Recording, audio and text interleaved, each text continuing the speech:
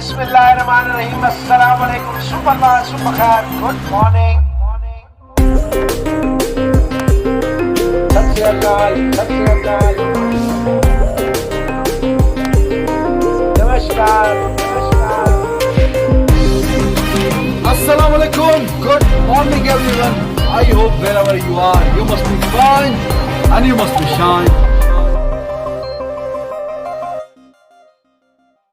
Assalamu alaikum. Good morning, everyone. I hope wherever you are, you must be fine and shine.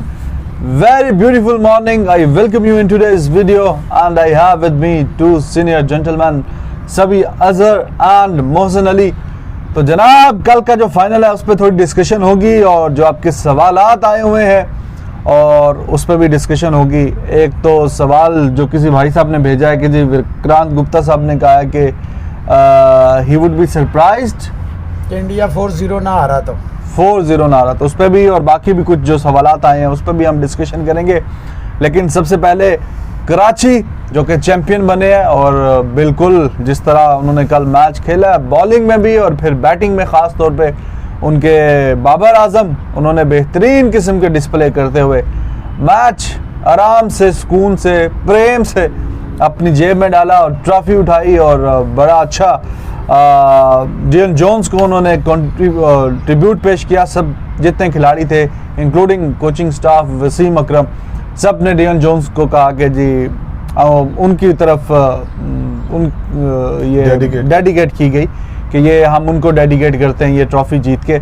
और बिल्कुल जी उनकी team और Dion Jones खैर अब तो है नहीं इस दुनिया में, लेकिन उनका जो हार्ड वर्क है वो भी नज़र आ रहा है क्योंकि 3 दफ़ा उनकी टीम चैम्पियन बनी है जी PSL की। 2 दफ़ा उन्होंने इस्लामाबाद को चैम्पियन बनवाया था और फिर जब मिसबा साहब इधर इस्लामाबाद में आ गए हेड कोच बने तो इस्लामाबाद वालों ने कहा कि जी हम इन्हीं को अपना भी हेड कोच बनाएंगे। तो डियन जोन्स फिर यहाँ से चले गए कराची और मिकी आर्थर की वजह से छुट्टी हुई थी तो डियन जोन्स को रख लिया उन्होंने फिर जब देखे आपके सामने ये जो टीम बनाई, जिस तरह बनाई, जो प्लानिंग की और उनके दुनिया के जाने से पहले तक का जो टूर्नामेंट था वो मौजूद थे और बेहतरीन परफॉर्मेंसेस दिखाई थी, टॉप 2 में फिनिश करवाया था उन्होंने। तो अब जीत के सारे खिलाड़ियों ने और कोचिंग स्टाफ ने उनकी तरफ डेडिकेट किया कि जी ये ट्रॉफ़ी उनके नाम, और बड़ा अच्छा लगा सुन के। और ख़ास तौर पे जो पहला मैच था उसमें जो इन्होंने डी बनाया था डियन जोन्स के, सारे खिलाड़ियों ने खड़े होके, that was also very टची and I really loved it.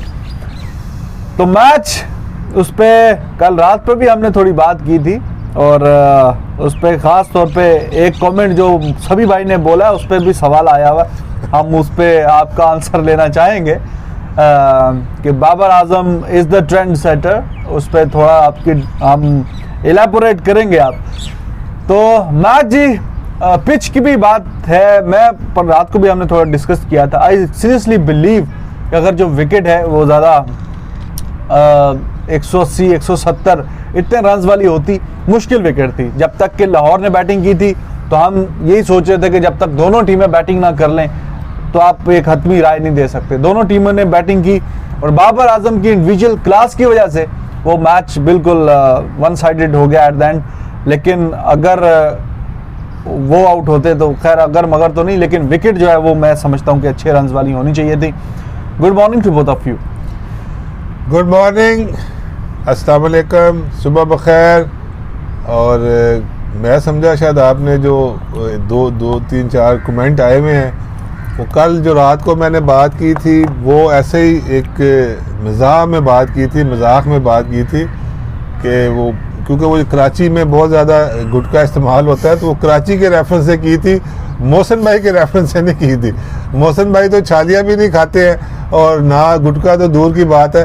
वो क्योंकि कराची को सपोर्ट कर रहे थे और कराची का हमारे यहाँ पे वो ऐसे कार्टून से आए हुए थे कि पान खाना गुटखा खाना, कराची की टीम के साथ उसको उन्होंने मुंसलिक किया हुआ था। तो वो उस रेफरेंस में बात हुई थी, तो वो कोई ऐसी बात नहीं है। मोहसन भाई कोई किसी किस्म का कोई नशा नहीं करते हैं, ना ही गुटखा खाते हैं, ना ही सिगरेट पीते हैं, चाय पीते हैं, कहवा पीते हैं, वो भी आप पिलाते हैं। गुड मॉर्निंग, बिस्मिल्लाहिर्रहमानिर्रहीम, अस्सलाम वालेकुम, सुप्रभात, सुबह खैर, गुड मॉर्निंग, सत श्री अकाल, नमस्कार। और हमेशा याद रखें हम डिबेट जैसी मर्जी करें, हॉट या सौर, प्यारी या गुस्से वाली, हम तीन एक थे, एक हैं और रहेंगे। सभी साहब का मैंने आपको बार बार बताया, कोई तकरीबन 45 साल का साथ है, मेरे बड़े भाई के दोस्त हैं, मेरी जरूरत ही नहीं जी। अच्छा जी, बाबर आजम की इंडिविजुअल क्लास पे हमने कल रात भी बात की थी और उस पर सभी भाई आपने एक कमेंट किया था और उस पर काफ़ी जो कमेंट पे मज़ीद कमेंट आए हुए हैं। बाबर आजम पहली बात तो ये है जी, बेहतरीन किस्म का बैट्समैन है पाकिस्तान का और दुनिया का। और देखिए तीनों फॉर्मेट में T20 में दूसरे नंबर पे है, जैसे मैंने कल रात को भी आपको बताया था कि तकरीबन 2 साल नंबर 1 पे रहा और अभी भी they are very bright chances कि अगर अच्छी परफॉर्मेंसेस दिखाई, क्योंकि इतना पॉइंट डिफरेंस नहीं है, 6-7 के डिफरेंस है, नंबर 1 दोबारा भी बन सकते हैं न्यूजीलैंड में जो हमारे 3 T20 हैं। गो के इंग्लैंड भी खेल रहा है साउथ अफ्रीका में, डेविड मलान, वो भी अपनी बेहतरी कर सकते हैं।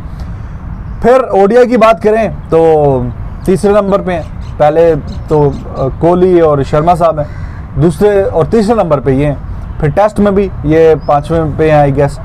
तो तीनों फॉर्मेट में टॉप 5 में मौजूद हैं, इसका मतलब है कि बंदे में क्लास है।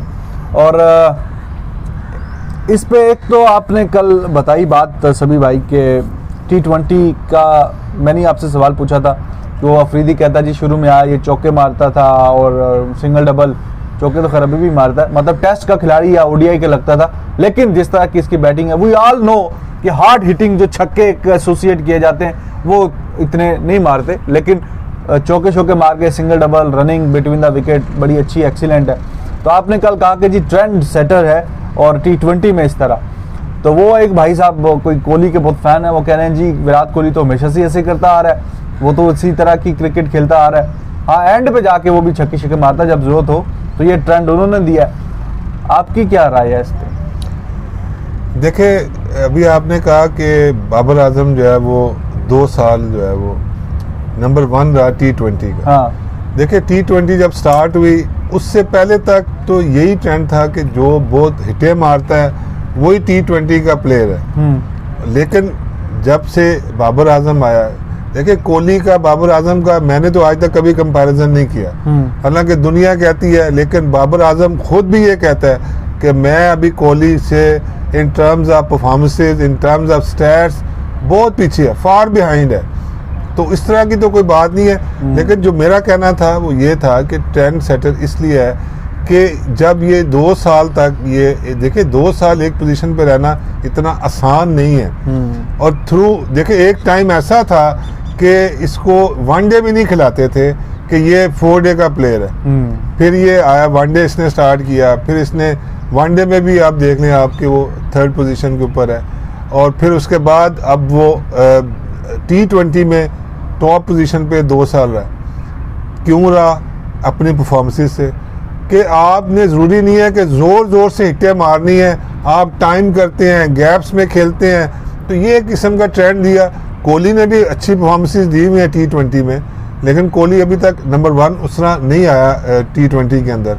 तो T20 का जो ट्रेंड था एक वो चेंज किया, और प्रॉपर उसके बाद से फिर प्रॉपर बैट्समैन जो हैं वो खेलना शुरू किए और T20 में सक्सेसफुल हुए। सही है, लेकिन देखिए विराट कोहली वो भी काफ़ी लंबे अरसे T20 के नंबर 1 खिलाड़ी वो रहे हैं, और बीच में वो बात दरअसल ऐसे कि कुछ वो ब्रेक भी ले लेते हैं T20 में, probably that could be the reason. Otherwise class player, तीनों फॉर्मेट में 50 से ऊपर एवरेज है, ODI में तो खैर 60 की है, 60 कहना आसान है मुँह से, T20 में भी 50 से ऊपर है, और स्ट्राइक रेट भी तकरीबन 140 के आसपास है। देखिए वहाँ एवरेज को मेंटेन रखना दैट इज क्लास। Yes. और जो कि कोहली ने पिछले कई सालों से मतलब 50 और 60 की एवरेज को मेंटेन रखना, ये टच है। सही बात।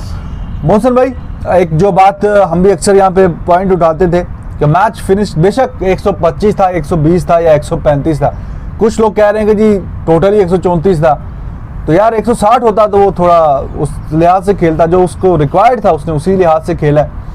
तो क्रेडिट जब कहीं देना हो तो या अप्रिशिएट करना हो तो करना चाहिए, मतलब बीच में से कीड़े नहीं निकालने चाहिए कि इतना था तो इतना किया इतना। जब 160 होता तो शायद वो थोड़ा तेज खेल लेता और ज़रा अच्छे रन्स कर लेता। मैच फिनिश करने की बात करते थे मोहसिन भाई, मैच उसने फिनिश किया, और उस पर भी फिर वो जो दूसरा हिस्सा था क्वेश्चन का कि ये तो विराट कोहली हमेशा से करते हैं। पहली बात तो ये मुझे ये समझ नहीं आती बाबर आजम की अब बात करें तो साथ ही विराट कोहली की बात कैसे आ जाती है। एक तो मैच फिनिशिंग का बताइए मोहसिन भाई, और अच्छा है अगर वो लर्न कर रहे हैं और इसी तरह पाकिस्तान के लिए भी इसी तरह की परफॉर्मेंसेज आए। और दूसरा, don't you believe Virat Kohli he has the company of Rohit Sharma, Shikhar Dhawan, KL Rahul, Hardik Pandya, all these class players, लेकिन जब हम यहाँ पे निगाह दौड़ाते हैं तो बाबर आजम के अलावा कोई नजर ही नहीं आता, लोन वॉरियर। तो this could be another reason क्या ये मैच फिनिश की हम सारी फिर जिम्मेदारी इस पे डाल देते हैं, भाई इसी ने फिनिश करके आना था, क्योंकि दूसरों में हमें वो क्लास ही नजर नहीं आती। देखें, पहली बात है कि मैं सभी साहब की पहली बात को इंडोर्स करता हूँ कि देखें, ये नहीं होता छिक्के चौके जो है ना वो मैच जिताना होता है। सबसे बड़ी बात जरूरी होती है अकॉर्डिंग टू सिचुएशन। अब 134 किया है तो वो कलंदर ने किया ना, उसमें किंग का तो कोई कसूर नहीं। बॉलर्स ने दिमाग यूज किया, इन्होंने नहीं यूज किया। पिच स्लो थी या तेज थी वो अलग डिबेट है। बात यह है कि कहीं भी हमें नजर आया कि कराची टारगेट से दूर है। पूरा मैच उन्होंने, ये रात को भी इन्होंने कहा था कि प्लान्ड था, तो मैच प्लान ही किया जाता है ना भाईजान। टॉस आपने जीता था, आपके हाथ में था ना फैसला कि आपने क्या करना है। जहां तक बात है फिनिशिंग की, देखें कोई भी पाकिस्तान में या पाकिस्तान से बाहर ये कभी भी ना सोचे कि हम अपने प्लेयर्स को या किसी प्लेयर को क्रिटिसाइज करते हैं for the sake of criticism. हम सिर्फ चाहते हैं कि आंखें खुल जाए। अगर इंडिया के पास कोहली, शर्मा, धवन, राहुल, आयर, पांड्या, जडेजा, ये सारी बुमराह, शामी हैं, तो देखिए उन्होंने वर्क किया ना अपने सिस्टम पे। उन्होंने 2000 में फॉरेनर कोचेस लाए, जॉन राइट से शुरू किया, फिर और आए, फिर आए, चैपल आए, उसके बाद उनके होम ग्राउंड कोचेस इतना अच्छा सिस्टम आ गया। आपने नहीं लाए। आपके जो होम ग्राउंड कोचेस थे, जो मास्टर लेवल 4 थे, 3 थे, या जिन्होंने सालों साल इस सिस्टम को दिए थे, उनको आपने घर भेज दिया था। जब आप उन प्लेयर्स को ही नहीं जानते, देखें आप emerging player of the tournament कौन बना PSL में? हैदर अली। आप बताएं बाबर आजम ने कितने टाइटल जीत लिए? Player of the final, tournament the player, सारा कुछ बाबर आजम ले गया। स्पिरिट ऑफ द टूर्नामेंट कौन ले गया? मुल्तान सुल्तान ले गया। देखिए ये bowler of the tournament Shaheen Shah Afridi ले गया। 2 प्लेयर आपके हैं जो हर फॉर्मेट खेल रहे हैं, वही सब कुछ ले गए, शाहीन शाह अफरीदी और बाबर आजम। फिनिशर हम इसीलिए कहते हैं ना, हमें फिनिशर चाहिए। यस, कल के मैच में बाबर आजम फिनिशिंग तक लेकर गए, यही जरूरत था। वरना आपने देखा जिस तरह wickets were falling like 9 pins at the end. अगर 150 160 होता तो क्या होता? बात वही है कि स्कोर थोड़ा होता है तो मुश्किल हो जाता है। अगर बाबर आजम ना खड़ा होता, वो भी फखर या तमीम इकबाल या डंक की तरह या हफीज की तरह या सोहेल अख्तर की तरह खेलता, तो कराची किंग्स कभी भी लाइन के उस पार नहीं होता। हम हमेशा कहते हैं touching the line is not finishing. Finishing ये आप लाइन के उस तरफ जाएं, ट्रॉफी उठाएं या मैच जिताएं। अभी देखें बाबर आजम को बहुत टाइम चाहिए, जैसे आप दोनों ने कहा, मैं इसको 2000% कोहली का बाबर के साथ, कोहली का हिटमैन शर्मा के साथ, कोहली का विलियमसन के साथ, कोहली का स्मिथ के साथ, किसी के साथ कोई कंपटीशन नहीं है। हम जानबूझ के कर देते हैं भाई। हर बंदा अपने देखना सिर्फ ये होता है अपने मुल्क को कौन जिता रहा है। सबको पता है स्मिथ उधर ऑस्ट्रेलिया को जिताता है, इंडिया को कोहली और हिटमैन जिताते हैं, बुमराह जिताते हैं, पांड्या जिताते हैं, जडेजा जिताते हैं, धवन जिताते हैं। अब हमारे पास नहीं है तो ये फॉल्ट किसका है? सिस्टम का फॉल्ट है, आपके क्रिकेट बोर्ड का फॉल्ट है, आपके मैनेजमेंट का फॉल्ट है, आपके कोचिंग स्टाफ का फॉल्ट है। 2 साल पहले तक ये सारे प्लेयर आते रहे हैं जब सिस्टम आपका ठीक चल रहा है। अब जब क्लब क्रिकेट नहीं है, एसोसिएशन नहीं है, डिपार्टमेंट नहीं है, तो मुझे बताएं प्लेयर कहां से आएंगे? क्रिकेट कैसे आपकी स्ट्रांग होगी? अगर आप नकल कर रहे हैं तो नकल करने के लिए अकल की जरूरत है। अगर आपने ऑस्ट्रेलिया का फॉर्मेट इंट्रोड्यूस कराया था, क्या आपने एनालिसिस किए थे? क्या किसी ने सोचा था कि 192 प्लेयर में 160 प्लेयर तो वही होगा जो पहले से चला आ रहा है, जिनमें से 120 प्लेयर रिटायर हो गया? आप ये भी देखें। आप जो बात ये कर रहे हैं ना, ये मंजरेकर का मैं पीछे बयान एक पढ़ रहा था कि आज से 20 साल पहले जहाँ पे पाकिस्तान था, अब वहाँ पे इंडिया है। हमारी अगर आज से 20 साल पहले वाली जो टीम जिस तरह की खेलती थी, जैसे टीम थी, अब वो इंडिया ने अपने आप को स्टैब्लिश कर लिया। मैं समझता हूँ अगर मुबालगा राय ना हो सभी भाई, इंडिया 2 कदम आगे हो गया, आज वो ऑस्ट्रेलिया को टक्कर दे रहा है। जी प्लीज। तो आज देखें ना उनकी अब कितना स्ट्रांगली सिस्टम है। उनकी जूनियर्स टीम देखें, उनकी अब सीनियर टीम देखें, हर प्लेस का कंपटीशन। ईशान किशन और सूर्य कुमार यादव जैसा बंदा टीम में नहीं आ पा रहा, आप इससे अंदाजा लगाएं। नहीं उस पे जो सवाल पूछा था कि क्या था, ज़हन से निकल गया। वही कि विराट कोहली और बाबर का कंपैरिजन नहीं होना चाहिए, हमने कभी नहीं किया। नहीं कंपैरिजन नहीं, मैं ये बात कर रहा था कि अब देखिए कि उनको के साथ कंपनी है उनकी, हाँ। वो धवन की, रोहित शर्मा की, क्या राहुल हैं, फिर नीचे आके जब तेज हिटिंग करनी होती है तो हार्दिक पांड्या मौजूद है, MS धोनी खैर अभी नहीं है, जडेजा मौजूद है, वो इतनी अच्छी बैटिंग कर लेते हैं।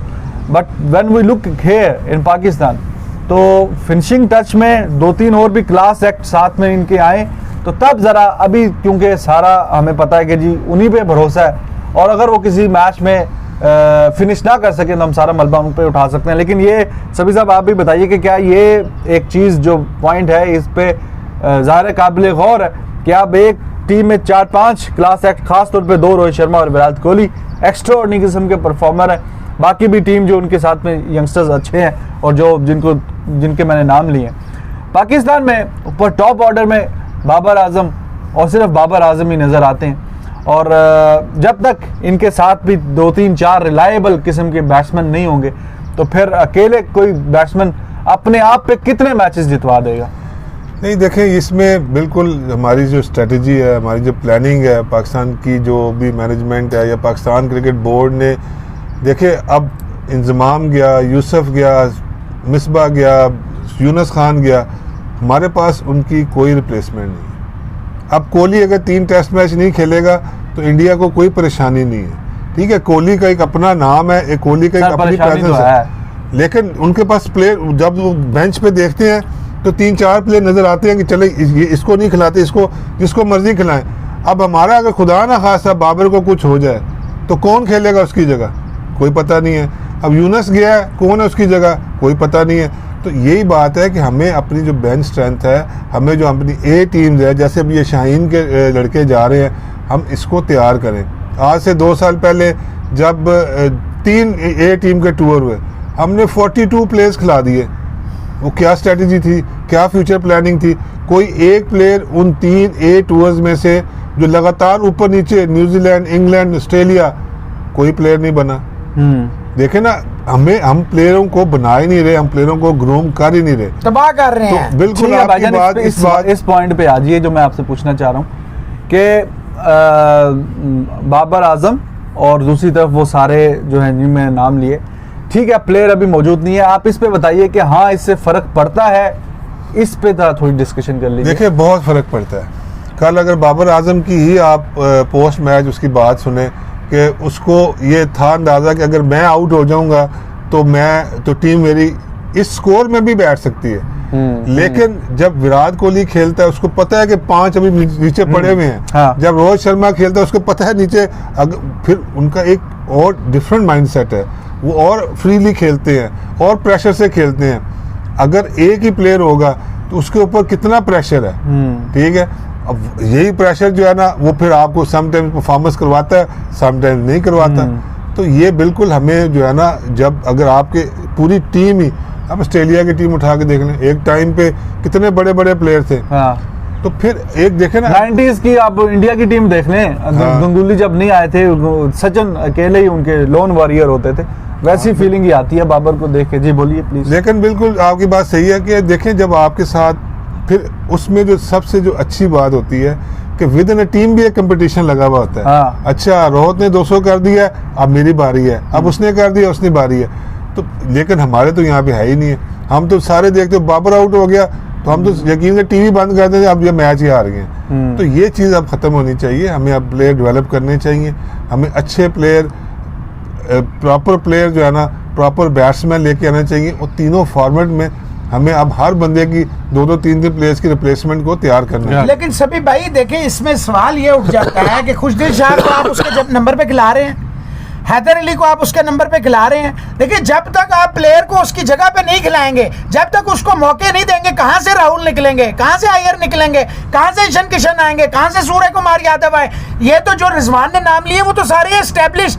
आप उनकी रिप्लेसमेंट्स देखें क्या है, हर प्लेयर के पीछे 3 रिप्लेसमेंट्स हैं। हमारे पास कहां है प्लेयर? बाबर आजम नहीं होगा तो क्या होगा? बात वो सही है, अब बात यह है कि वो हमने तो नहीं बनाने, देखो ना, बनाने तो पाकिस्तान के, जो पाकिस्तान क्रिकेट बोर्ड में मैनेजमेंट है, जो ब्रेन्स है, जो स्टाफ है, जो इन्होंने देखें, इन्होंने लगाया हाई परफॉर्मेंस का डायरेक्टर किसको, नदीम खान को। अब बात यह है भाईजान, अगर मैं कच्ची क्लास या KG 1 का तालिब इल्म हूँ तो मैं यूनिवर्सिटी के स्टूडेंट्स को कैसे पढ़ाऊंगा जाके? बात तो ये है। देखें मोहसिन भाई, इसमें देखें ना, जैसे कल के मैच के मैं बात करूं, ठीक है, ये टीम मैनेजमेंट का बड़ा काम होता है। जो बाहर कोचेस बैठे हुए हैं, दे हैव टू अलर्ट कि उनको एकदम सिचुएशन को रीड करना है। देखो ना, 6 ओवर गुजरे हैं, ठीक है, आपको पता हो जाना चाहिए था कि जी ये 150 प्लस की पिच है। हाँ, सही ये बात। पिच जो है ना, उसके बाद क्या कोई एक प्लेयर मुझे बता दें जो 150 के डॉट बॉल्स भाईजान, मैं वही आपसे कह रहा हूँ, क्या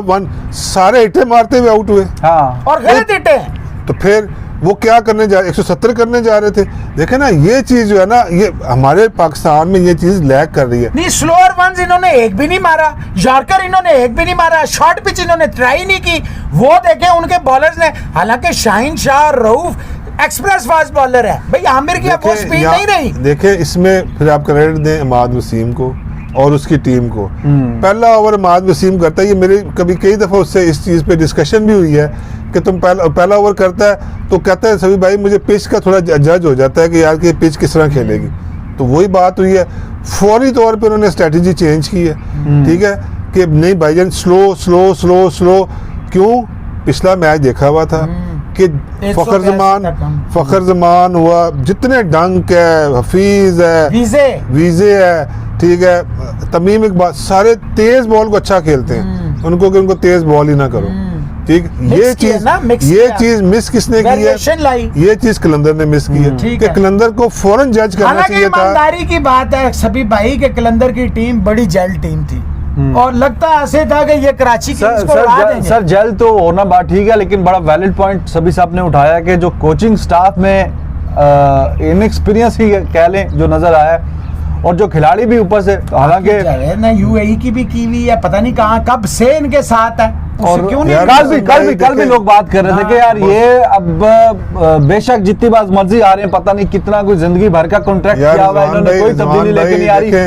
10 ओवर, बात बिल्कुल सही है, जब 10 ओवर इन्होंने खेल लिए, ओपनर ही खड़े हुए थे, जितने भी 6, 6.5, 7 की एवरेज थी, पता चल जाता है कि भाई किस तरह लग रही है और क्या क्या इस पे आइडियल स्कोर है। 150 होता तो मैच बड़े इंटरेस्टिंग और में भी जीत भी सकते थे, लेकिन एक के बाद एक आ रहा है, एक के बाद एक आ रहा है और उसी तरह जा रहे हैं। एक तो खिलाड़ी भी खैर प्रोफेशनल है, उनको भी एहसास होना चाहिए, लेकिन कोचिंग स्टाफ अगर जैसे पहले ओवर देख लिए ना, 7, 8, 9 ओवर देख लिए, 60, 62 स्कोर हुआ, नहीं रन हो रहे, हाँ। 1 डाउन कौन आया?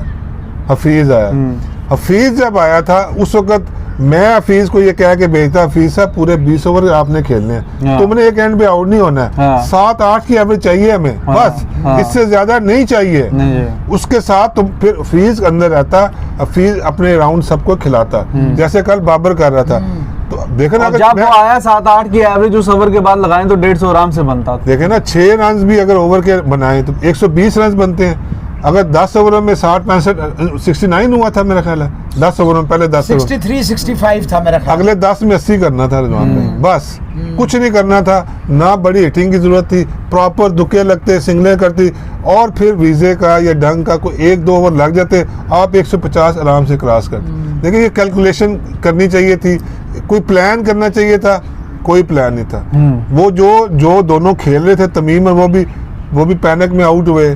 फिर हफीज को आगे मैंने एक्सपेक्ट करा था, मैं समझता हफीज थोड़ा आप लेके चलेगा इनिंग को, उसने मारी, डंक ने मारी, बस सारे हिट्टे मार के आउट हो रहे हैं। भाई हिट्टे मारने की, अब तुम्हें पता है कि वो बॉलिंग ऐसी नहीं हो रही है, मतलब एक्सीलेंट बॉलिंग और एक्सीलेंट स्ट्रेटजी के साथ बॉल की है। मेरा ख्याल है किसी भी बॉलर ने ना, स्वाय एक आधे बॉल के, कोई बॉल हो, सब ने स्लो स्लो स्लो स्लो और बड़ा अच्छे वेरिएशन से, वकास मकसूद ने, अरशद इकबाल ने, जितनों ने भी बॉलिंग की, अमैद आसफ ने, हाँ, सबसे अच्छी बॉलिंग की, बिल्कुल सही बात ये है। उनको विकेटें देते गए। एग्जैक्टली, एक्स्ट्राऑर्डिनरी किस्म की उन्होंने पिच असेसमेंट की है। और हालांकि समवन वाज सेइंग के, उसने इमाद ने खुद भी बोला था कि शायद हम भी पहले बैटिंग करते, लेकिन बात देखें, वो इसलिए कहा था, देखें वो बिल्कुल दोनों का डिसीजन मैं कह रहा हूँ 100% ठीक था। देखें रिजवान भाई, अगर 150-60 कर जाते फाइनल चेज इज डिफिकल्ट। वो दोनों के डिसीजन देखे, फाइनल का था उनका स्कोर चेज, इसमें हम प्रेशर में आएंगे। सभी भाई, लेकिन अब जो ये- मेरा पॉइंट है रिजवान भाई, हाँ। कि जब आप चले गए आपने डिसीजन, मैं कहता हूँ, मैं बैक करता हूँ सुहेल अख्तर के डिसीजन को, हमने बैटिंग कर ली, लेकिन यार पिच को तो फौरन असेस कर लो। अगर हम जब देखे ना, आप पहले जब अंदर जाते हैं 180 का सोच के आप प्लान करते हैं जी बाहर उसके मीटिंग कर लेते हैं। नहीं, मैं ये जो, अगर आपको आइडिया अगर नहीं है सपोज कि पिच कैसा बिहेव करेगी, तो isn't it better option to bowl first? नहीं देखें, अब इसमें पिच को तो 100% कोई रीड नहीं कर सकता। अब ये पिच का इसमें चक्कर ही नहीं था, इसमें चक्कर क्या था, फाइनल मैच है, आदर वी चेज और वी डिफेंड। सही है। तो इसमें कोई भी जो खेलता है वो डिफेंड करने को पसंद करता है कि let the other team chase, ठीक। लेकिन मैं जो पॉइंट जिस पे कह रहा हूँ कि जब ठीक है आपने डिसीजन ले लिया, लेकिन उसके बाद आपको फौरी तौर पे असेस कर लेना चाहिए था कि यहाँ पे कितना टोटल जो है वो डिफेंडेबल है, जो इन्होंने नहीं किया। बिल्कुल सही बात है जी। और ऐसा ही है, कराची के जो बॉलर्स हैं उन्होंने बिल्कुल पिच की अच्छी असेसमेंट और अच्छी रीडिंग कर ली। और हालांकि ये इतना टाइम गुजारने के बाद जो लाहौर कलंदर के ओपनर तकरीबन 10 ओवर तक खड़े रहे, और जो बाहर बैठे हैं वो भी नहीं इसको एनालाइज कर सके, और जो खेल रहे हैं वो भी नहीं, और जो खेल के जा रहे हैं उन्होंने भी शायद नहीं बताया, या बताया भी होगा, क्योंकि जो जिस तरह शॉट मार के जो जा रहे थे बाहर, जो अंदर आ रहे थे वो भी वैसे ही रिपीट करके वो भी बाहर ही जा रहे थे। तो आना जाना ही लगा हुआ था, कम्युनिकेशन नहीं थी, या कोई आइडिया नहीं था, या सोच के आए हुए थे जी 180-90 करना है, तो वो एंड पे फिर 134 ही हुआ। और ऑब्वियसली वो भी 10-12 अगर शहनशाह ना कर जाता, हाँ, तो वो भी 122-24 ही होता था। 125-26 तक इतना था। वो तो आखिरी ओवर में छक्का और चौका वो जो मारा उसने तो जरा 134 हो गया, वरना तो वो बिल्कुल उन्होंने आए हुए थे सोच के जी हमने करना 180 है, मतलब हमने 9 के 9.5 के रन रेट से करना है, हो रहे थे 6 के रन रेट से। तो उसके जवाब में फिर जैसे कि वो रमीज़ राजा ने पूछा बाबर आजम से पिच कैसा ये बिहेव कर रही है, तो उन्होंने बताया जी, मेरे उनकी जो नज़र थी, उन्होंने जो लाइव बोला यही बोला कि जी ज़्यादा स्लॉगिंग वगैरह करने की जरूरत नहीं है, बस जिस तरह प्रॉपर क्रिकेटिंग शॉट्स है वैसे ही खेलें। तो बिल्कुल उन्होंने फिर डिस्प्ले भी किया जी, बिल्कुल वैसा ही खेले उन्होंने। कॉन्ग्रेचुलेशंस टू कराची किंग्स, उनकी टीम पहली दफ़ा वो भी फाइनल खेल रही थी, लाहौर भी पहली दफ़ा। लेकिन जो सच्ची बात है ना, मज़ा नहीं आया फाइनल का। जिस तरह 170-80 कोई लगते, कितने रन आते, लोग भी जो हम भी सोशल मीडिया पे देख रहे थे, लोग भी बातें कर रहे थे, यार ये कोई विकेट है, इस तरह के फाइनल करवाते हैं, और इतने अजीब से कोई बोरिंग सा काम हो गया। तो बात ठीक है, मैं उनकी बात से एग्री करता हूँ, मेरी भी यही राय है कि जो फाइनल है वो हाई स्कोरिंग मैच होना चाहिए था। T20 इज़ ऑल अबाउट चौके छक्के, और हमें 170, 80, 90 इतने का मैच देखने को मिलता तो ज़रा बेहतर होता। मुबारक हो जी आपको, और आपकी टीम जीत गई, और कराची किंग्स वो भी पहली दफ़ा जीते हैं, और जिस तरह बताया डीन जोन्स को, तो ठीक है, ये भी अच्छा ही हो गया। नहीं, अच्छा हुआ कि डीन जोन्स के लिए मैं समझता हूँ, हालांकि ईमानदारी की बात है, मैं अब भी समझता हूँ कि कलंदर की टीम अच्छी थी, लेकिन कराची ने ऑन देयर गिवन डे उन्होंने डीनो को बहुत अच्छा ट्रिब्यूट पेश किया। आपकी बात से मैं एग्री करता हूँ, 160-70 की पिच होनी चाहिए थी। ये भी मैं ज़रूर कहूँगा कि रीड क्यों नहीं की। ये तो देखो, रीड अगर 150 होती, जैसे भी पिच थी, 150 से कम की पिच तो नहीं थी सभी साहब। मैं मानता ही नहीं हूँ, जिस तरह बाबर खेल रहा था, या उसने वाल्टन को, जिस तरह चैडविक वाल्टन को साथ खिलाया बाबर ने, आप देखो मजे मजे से जा रहे थे। वो तो 2 प्लेयरों ने तो वो मेरे ख्याल है बाहर कह के आए थे कि बस हम आ रहे हैं, खाना ठंडा ना हो जाए। अदरवाइज कोई ऐसी विकेट नहीं थी उसमें कि देखो ना, अमाद ने उसी को, हारिस रऊफ कोई कमाल के चौके मारे, है ना।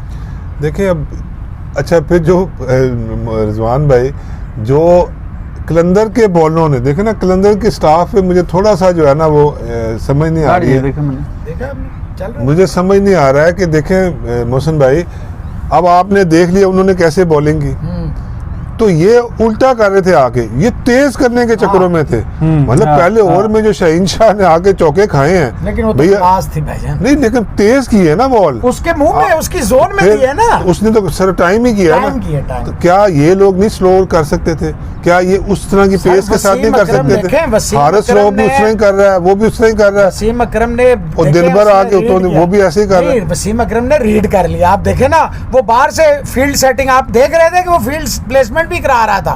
भाईजान वसीम अकरम ने रीड नहीं किया, रीड हमाद वसीम ने नहीं, लेकिन उस वो बाहर आप से हेल्प इसमें आउट credit- हो रहा था। नहीं, इमाद को क्रेडिट इमाद को जाता है, credit। इसमें कोई शक नहीं, लेकिन बॉलर्स को क्रेडिट जाता है। इमाद तो बॉल नहीं कर रहा था उनकी जगह। नहीं, obviously, और बैटिंग में भी बाबर आजम को क्रेडिट जाता है। उसने जो हफीज को रोल जो आपने कहा है, बिल्कुल मैं एग्री ठीक करता है, हूँ। बात सही है जी। और कराची किंग्स उनके जो बॉलर्स हैं उन्होंने बेहतर डिस्प्ले किया, और उनके जो बैट्समैन है खास तौर पे बाबर आजम, क्योंकि जो सेकंड हाईएस्ट है वो 22 स्कोर है वॉल्टन का 63, तो बाबर आजम नॉट आउट और मैच जिता के ले गए। शर्जील कब लर्न करेगा? और बेहतरीन किस्म की पता है। परफॉर्मेंस दिखाई है उन्होंने। मुझे नहीं पता। और इमर्जिंग जी हैदर अली को इमर्जिंग हाँ, मिला है, और Babar Azam man of the match final के और man of the tournament tournament. 463 if I am not wrong 463 run इन्होंने किए हैं, कोई 14 वो इनिंग्स जो सिर्फ व्यूज के बताने के लिए कि एक इमर्जिंग प्लेयर खिलाना जो है ना वो जरूरी है। हाँ। हर टीम के ई अंदर लिखा होता है जिसके ई साथ। लिखा, तो ये हैदर अली को ये नहीं कि ये वाले मैच में उसने कुछ नहीं किया, पहली बॉल पे आउट हो गया, लेकिन ये उसका पहला टूर्नामेंट था, उसका डेब्यू था, तो थ्रू आउट टूर्नामेंट जो कोविड से पहले ही प्लेड एक्सीलेंट। वो तो उसकी बहुत वजह अच्छी से innings हैं। इसकी वजह से इस पीएसएल पे उसकी पाकिस्तान में सिलेक्शन हुई और इसलिए उसको बेस्ट इमर्जिंग प्लेयर का मिला। और इमर्जिंग ही कैटेगरी थी, तो इमर्जिंग में वो सबसे बेस्ट था, ये बताना था। जी, जी। जी अच्छा जी, दिनेश का जो सवाल है, दिनेश कुमार, वो कह रहे हैं जी, dear sir, Vikrant sir in his YouTube channel Sports Tak said that he will be hugely surprised if Australia doesn't beat India 4-0 in Test series. I'm highly shocked by that statement. What's your views on it? Please take my question. तो इस पे देखिए, hugely तो अगर उन्होंने यही exactly कहा कि जी ह्यूजली सरप्राइज्ड, तो इसमें ह्यूजली का मैं अपनी ओपिनियन दे रहा हूँ कि ह्यूजली वाला वर्ड तो मैं पहली बात है तो वो निकालता हूँ। और 4-0 से अगर नहीं हारता, अगर हारेगा तो फिर मैं थोड़ा सा सरप्राइज हो जाऊँगा कि यार 4-0 से, क्योंकि मैंने टीम उनकी to be very honest Australia की ज़्यादा अभी स्ट्रॉन्ग लग रही है अपनी होम कंडीशंस में, और पहला पिंक बॉल का जो टेस्ट है वहीं से मुझे लग रहा है कि उनको एडवांटेज हो जाएगा 1-0 का सीरीज़ में। और फिर आगे जो है वो 3 मैचेस जो हैं उसमें विराट कोहली नहीं है। विराट कोहली टेस्ट में ख़ास तौर पे वो आप समझें कि उनकी आधी टीम है विराट कोहली, कप्तानी और बैट्समैन दोनों उनकी वो एग्रेशन, वो फील्ड में प्रेजेंस उनकी, वो तो बहुत ही ज़्यादा मिस करेंगे। और लग रहा मुझे भी ऐसा ही है, लेकिन स्टिल आई वुड से कि इंडिया एक आधा मैच जीतेगा। 3-1 मैंने बोला था, लेकिन अब उन्होंने जाहिर है कि अगर बोला 4-0 तो उस पर डिटेल में उन्होंने एनालाइज भी किया होगा कि क्यों वो ऐसा समझते हैं। मेरे ख्याल में शायद उनके माइंड में ये है कि विराट कोहली तो है ही नहीं 3 मैचेस में, तो पहला वो 3 तो वो निकल गए, और पहला मैच उन्होंने रखा होगा जी पिंक बॉल का। पिंक बॉल ऑस्ट्रेलिया में अपने वहाँ अभी तक हारा कोई नहीं है, जितने पिंक बॉल उसने खेले हैं टेस्ट मैचेस अपने वहाँ पे ऑस्ट्रेलिया में सारे उन्होंने जीते हैं। और इंडिया को इतना एक्सपीरियंस नहीं है पिंक बॉल का, एक मैच ही खेले हैं कलकत्ता में, वो भी बांग्लादेश के खिलाफ 2 दिन में मैच फारूक हो गया था। अब वहाँ पे जाके खेलेंगे तो probably that could be in his mind. मौसम भाई, व्हाट डू यू थिंक कि पहला पिंक बॉल है वो शायद हार जाएंगे, दूसरे 3 में कोहली नहीं है, शायद ऐसे बोला होगा। यार देखें, पहली बात तो है कि मैं इसको, विक्रांत साहब ने हमेशा हमें बड़ी रिस्पेक्ट दी है, तो मैं उनकी रिस्पेक्ट करता हूँ, लेकिन मैं स्टेटमेंट को अगर सरप्राइज्ड है तो उस लफ्ज़ को भी निकालता हूँ, ह्यूजली को भी मैं बिल्कुल निकालता हूँ, and I will be shocked. लफ्ज़ याद रखिएगा, वीडियो याद रखिएगा, आई विल बी शॉक्ड अगर इंडिया ने विराट कोहली के पहले टेस्ट में जो वो खेलेंगे उसमें उन्होंने ऑस्ट्रेलिया को सही टक्कर ना दी। I will be shocked. वो इसलिए मैं ये लफ्ज़ इस्तेमाल, मैं आपकी बात से एग्री करता हूँ कि कोहली आधी टीम है, उनकी क्रिकेट ग्राउंड में presence as a captain, as a motivator, जिस तरह वो पंप अप करते हैं, जिस तरह वो सेलिब्रेट करते हैं, जिस तरह वो इन्वॉल्व होते हैं, सारी बातें जायज़ हैं। लेकिन रिजवान, उनकी टीम बाबर आजम की तरह 1 मैन आर्मी नहीं है प्लीज़। उनकी टीम में बहुत सारे प्लेयर हैं, और मैं अब भी कहता हूं अगर उन्होंने राइट कम्बिनेशन के साथ उतरे वो ऑस्ट्रेलिया। सर मैं आपकी बात काट रहा हूँ जी। ऑस्ट्रेलिया टीम में 2 खिलाड़ी वार्नर और स्मिथ गए थे, उनकी टीम आधी रह गई थी। मैं आपसे कह रहा हूँ विराट कोहली अकेला निकलेगा, उतना इम्पैक्ट पड़ेगा जितना उन दोनों के निकलने से हुआ। मैं आपकी बात से इख्तलाफ नहीं कर रहा, लेकिन मैं साथ ये भी आर्गूमेंट आपको दे रहा हूँ कि इंडिया के पास प्लेयर हैं। I stand by my words, उनके पास पे यस। देखो एक बात तो तय है ना, अच्छा लेट्स सपोज अगर खुदा ना खास्ता इंजरी हो जाती कोहली को, जैसे शर्मा को, फिर क्या होता? फिर हम ये आर्गुमेंट कर रहे होते, मुझे आप ईमानदारी से बताएं, कर रहे होते हम ये आर्गुमेंट? नहीं कर रहे होते यार। देखें, उसको रिस्पेक्ट दें, उसने बहुत खिदमत दी है इंडिया के लिए। रिस्पेक्ट तो है ही, वो कह रहे हैं मैं ये समझता हूँ कि ये 4-0 अगर हुआ, आई विल बी ह्यूजली सरप्राइज। और मैं सोचूंगा कि मैंने इतने साल जो भी थोड़ी बहुत क्रिकेट कवर की है, देखी है, खेली है, आई will be surprise. Frankly speaking, अगर इंडिया ने उनको सही टक्कर ना दी, मुझे बड़ी हैरानगी होगी। जी कोच साहब, आपकी क्या राय है? देखिए, इसमें ये तो एक बात है कि कोहली के जाने से बहुत फर्क पड़ेगा, ठीक है। Not only his batting but his the leadership, yes, the way he leads the team. और जिस तरह उसने जाके ऑस्ट्रेलिया के साथ ऑस्ट्रेलिया में टक्कर ली थी, ठीक है, वो डेफिनेटली मिस करेंगे। बिल्कुल 2 प्लेयर उनके गए थे, उनको फ़र्क पड़ा। लेकिन अब जो 4-0 वाला जो है ना, ये मुझे थोड़ा सा मैं सरप्राइज हूँ कि उन्होंने 4-0 क्यों कहा। देखिए, ऐसी बात मेरा नहीं ख्याल है कोई ऐसा होगा। क्यों नहीं होगा? देखिए, अगर आप इंडिया की टीम को ही देख लें, क्या बुमराह बिल्कुल आधे हाथ से बॉलिंग करेगा? क्या शामी बॉलिंग नहीं करेगा? क्या यादेव बॉलिंग नहीं करेगा? क्या एशवन नहीं करेगा? क्या पुजारा, क्या रैने, शर्म, मतलब ये लोग जो प्लेयर्स हैं, ये सारे उसी लेवल के प्लेयर हैं, ठीक है।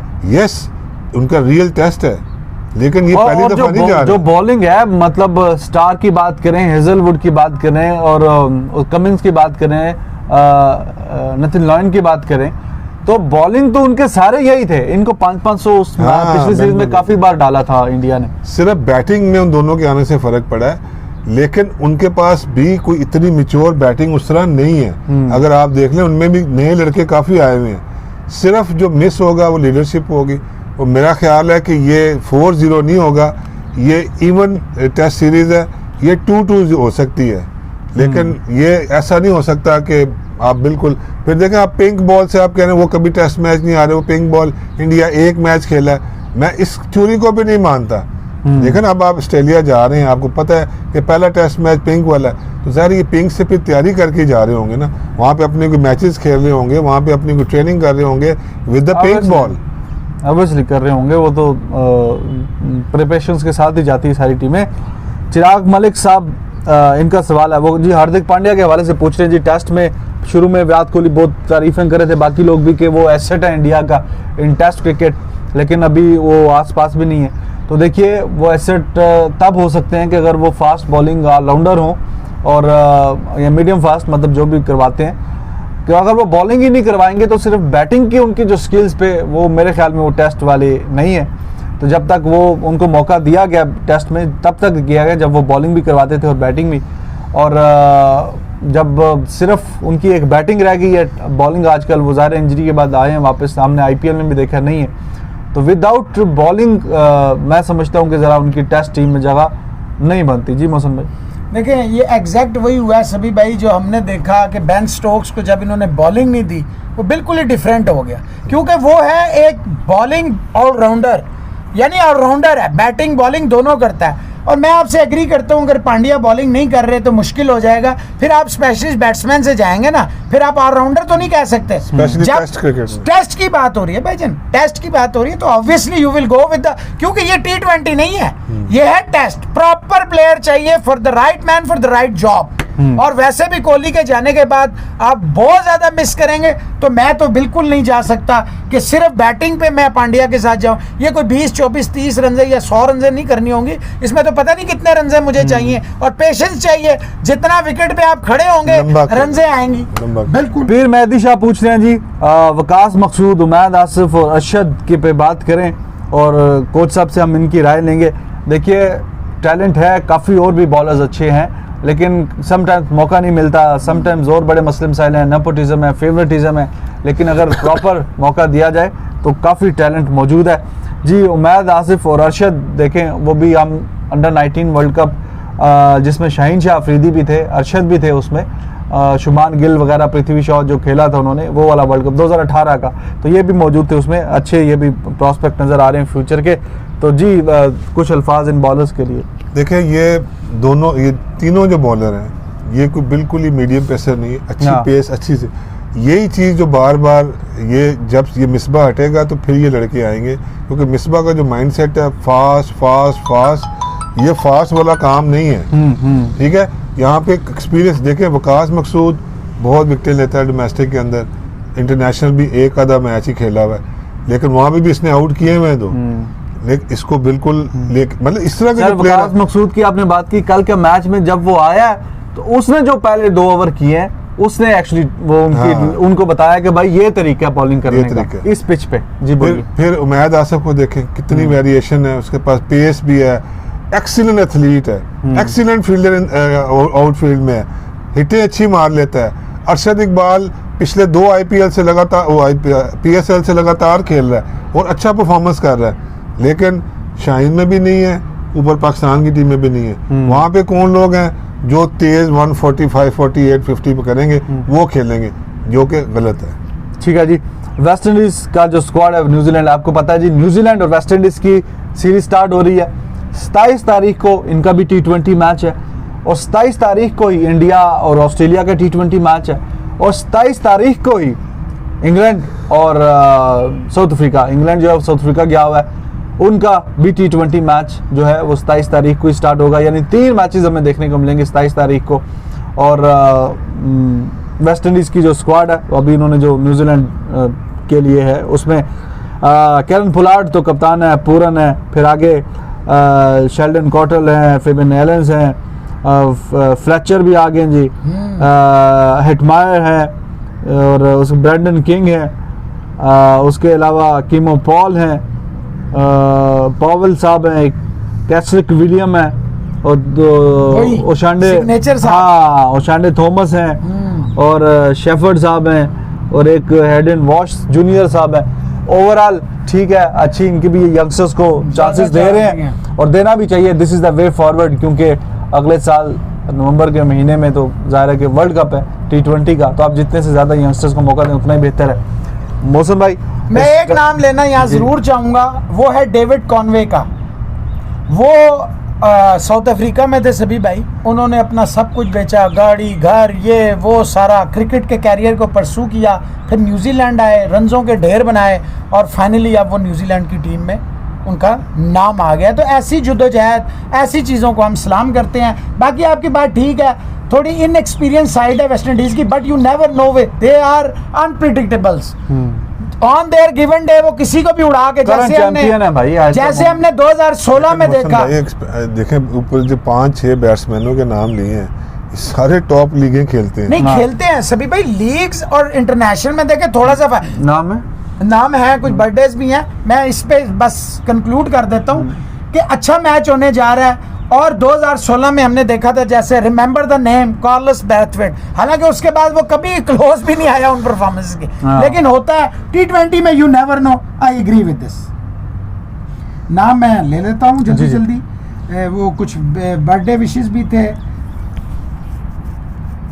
आपने जी चैनल को लाइक करना है, सब्सक्राइब करना है, और अगर आपको नोटिफिकेशन नहीं आता तो आपका जहाँ पे YouTube अगर आप मोबाइल में यूज़ करते हैं तो ऊपर साइड पे आपकी नाम या आपकी फ़ोटो अगर लगाई हुई है तो वो आती है, उस पर क्लिक करेंगे, फिर सेटिंग में जाके वहाँ पे भी जाके नोटिफिकेशन का एक ऑप्शन होता है, उसको आपने ऐसे ओके करना है। ओके करेंगे तो फिर आपको नोटिफिकेशन मिलेगा। मुझे भी नहीं आते थे, फिर मैंने इस पर रिसर्च की तो इसलिए मुझे पता है, तो मैंने कहा आपको भी हम नॉलेज में इजाफा करें। अक्षित चौहान है जी, वो कहते हैं जी मैं सारे शोज देखता हूँ, कमेंट्स भी करता हूँ, मेरा नाम ले लें। ले जी अक्षित चौहान साहब, आपका नाम ले लिया है। दिनेश कुमार साहब ने वो सवाल भेजा था आपने। लवजिंदर सिंह साहब कहते हैं कि मैं सारे शो देखता हूं लेकिन आपने मेरा नाम नहीं लिया रिजवान हैदर चैनल पे। ले जी लवजिंदर सिंह साहब, आपका नाम ले लिया हमने। इसके अलावा आपने बस यही नाम थे। अपने चैनल रिजवान हैदर चैनल को लाइक करें, सब्सक्राइब करें, कमेंट करें, अपना बहुत सारा ख्याल रखें। सभी साहब के भी माई मास्टर क्रिकेट को चैनल को लाइक करें, सब्सक्राइब करें, कमेंट करें। Love you all.